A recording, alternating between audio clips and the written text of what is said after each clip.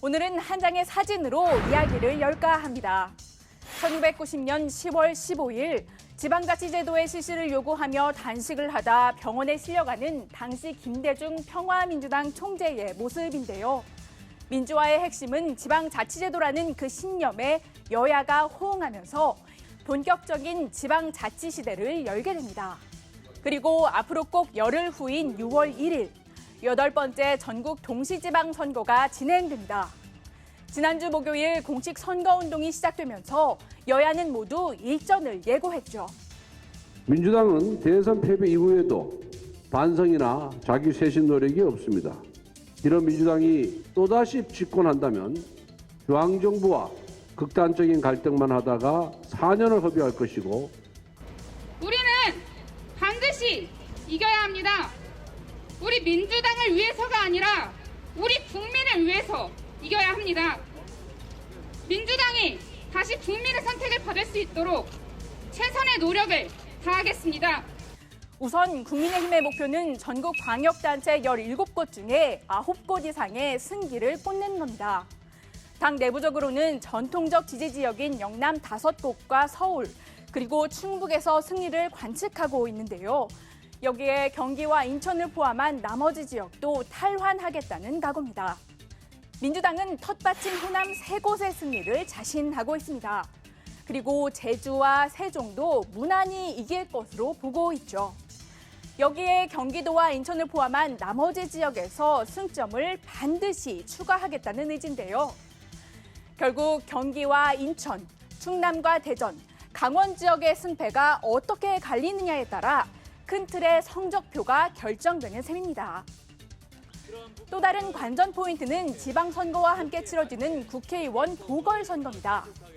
특히 국민의힘의 안철수 전 인수위원장과 더불어민주당 이재명 상임고문이 참전하면서 대선 연장전 성격까지 띠게 됐죠.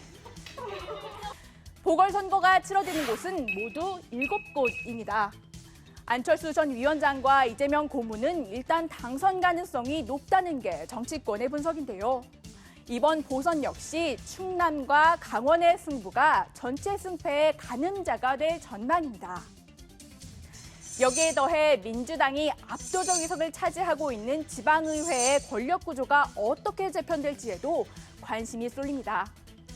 그렇다면 앞으로 남은 열흘, 표심은 어떻게 움직일까요? 일단 이번 선거는 여권에 유리한 구도라는 게 대체적인 중론입니다. 대통령 취임식에 따른 컨벤션 효과에 새 정부에 대한 평가는 무르익기 이전이죠.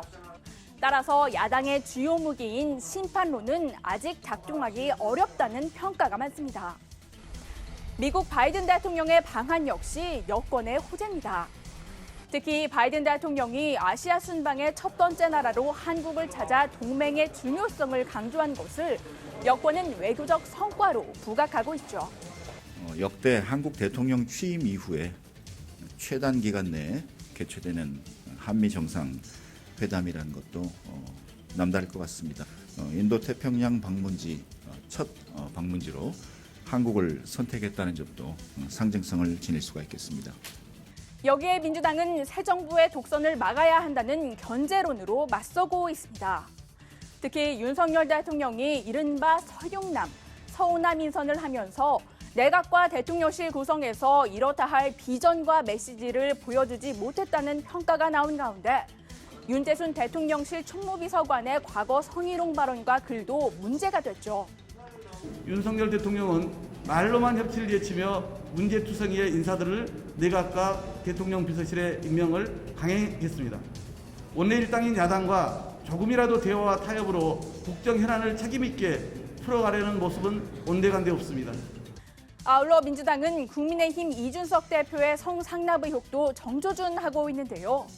다만 민주당에서도 박완주 의원의 성비위 사건 등이 터지면서 실점을 한 터라 상황이 녹록지 않은 것도 사실입니다. 이런 가운데 여야가 대치 끝에 한덕수 국무총리 후보자에 대한 인준안을 통과시키면서 전국에 어떤 영향을 줄지에도 관심이 쏠립니다. 이번 지방선거에서 대부분의 유권자는 총 7표를 행사하게 됩니다. 국회의원 보궐선거가 치러지는 곳은 8개의 선택을 하게 되는데요. 중앙정부와 지방정부가 호흡을 맞춰 국정을 잘 운영할 수 있도록 힘을 실어달라는 국민의힘. 새 정부를 감시하고 견제하기 위한 역할을 부여해달라는 민주당. 유권자가 이들 중 어느 쪽에 손을 들어줄지 주목됩니다. 지금까지 여의도 풍향기였습니다.